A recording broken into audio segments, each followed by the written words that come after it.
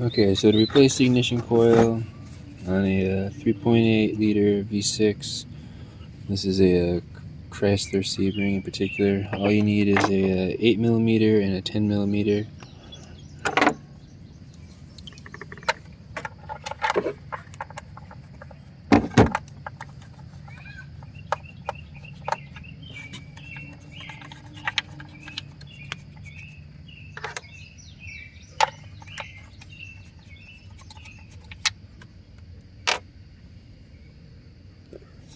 And take these two hoses off right here to get in the way.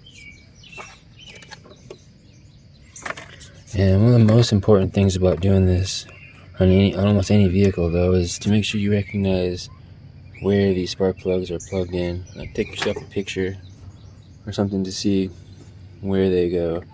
Because just because it's labeled on this 1, 2, and blah blah blah, you still need to know the other side of the equation, and it's not labeled on this side a lot of times. So just take note of where they go, otherwise it won't run right or run at all. We'll take those two out. I can move this out of the way a little bit. That's about all I need out of the way, really. Also gonna need a flathead or flat blade, so you can get the clip off of a connector back here.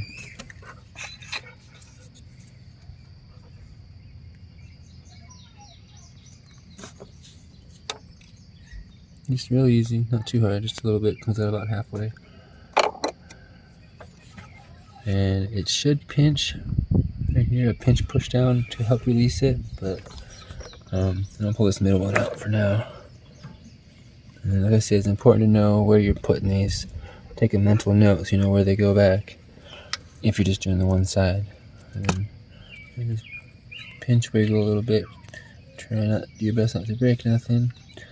And so this one's over there, and the middle one's in the back. And this one I'm going to put off over this way. Wedge it under this hose a little bit. And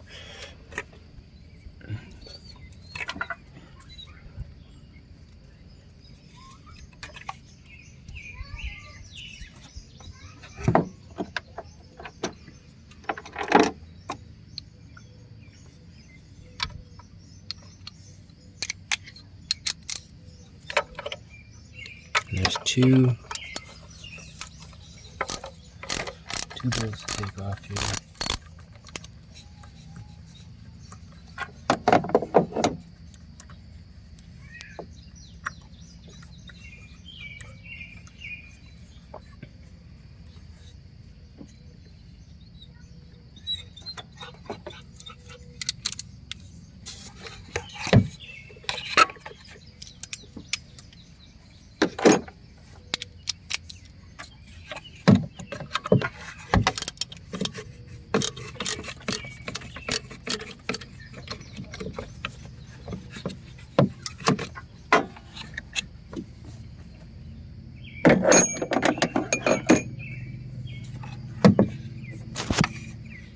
Be careful of all the wires around and stuff like these here for the fuel injectors, or some of the fuel injectors. You don't want to bump into them too much, or at all, of course.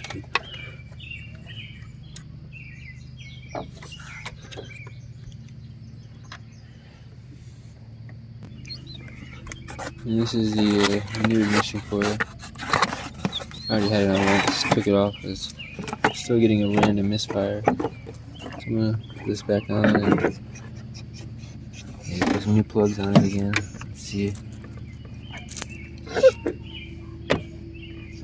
Max wants to be in the video, I guess. It's Max.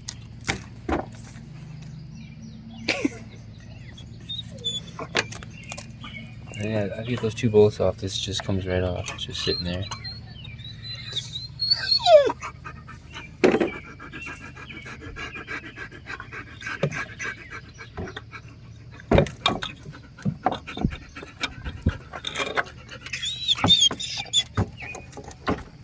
He thinks it might be a ground wire or something.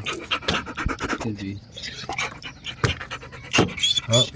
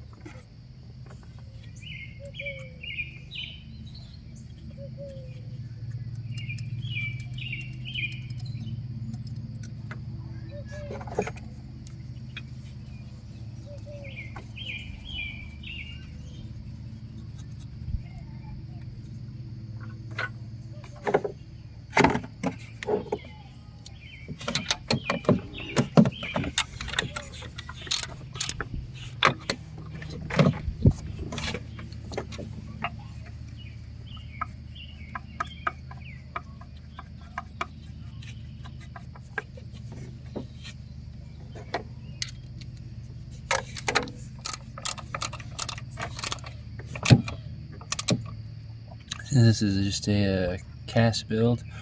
I'm just torquing it to a reasonable hand strength of up here versus out here. You got like hundreds of pounds of strength. Up here, you're around 50 to 90 pounds of strength. It seems like it to me. And I've usually, I don't think I've ever really gone wrong with that.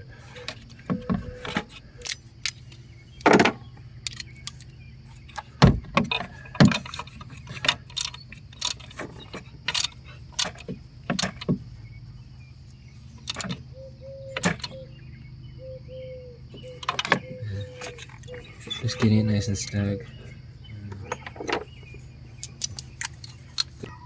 The torque specs on it are not very high, I don't think. You might want to double check though.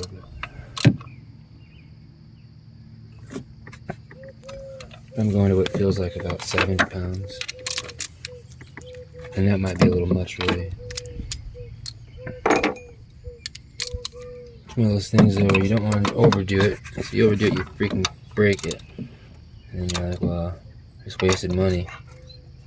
And I gotta do it all over. And sometimes even more work. So, sometimes a lot more work.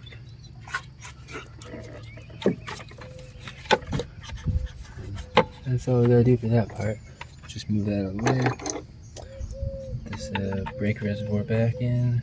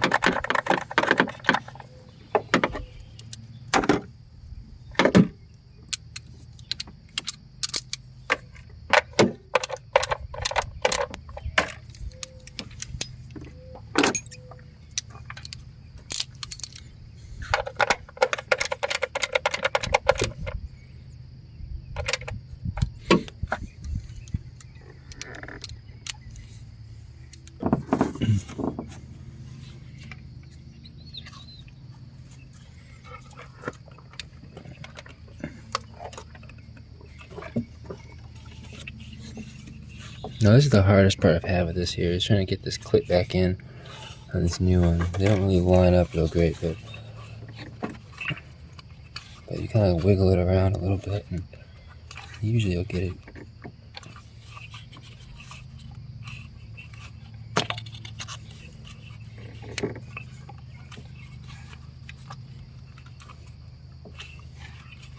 And actually, look inside of it. I don't know if you can see it, but there's this stupid little plastic clip piece, and I just scooted it back just a pinch in the inner part here.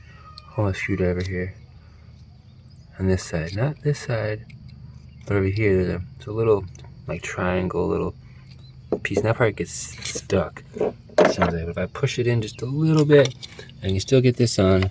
Everything slides on real easy.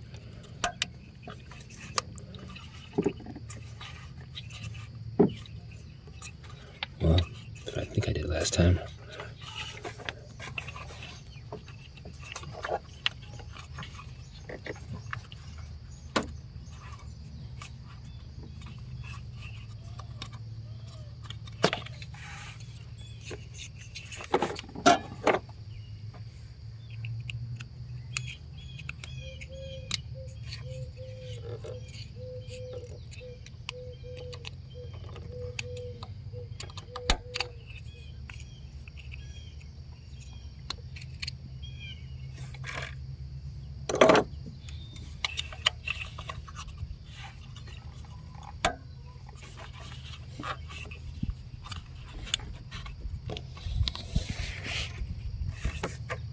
And there we go.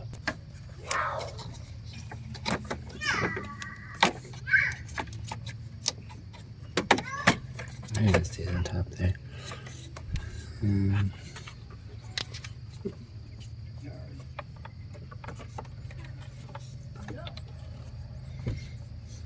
Connected that, put the spark plugs back on the back side.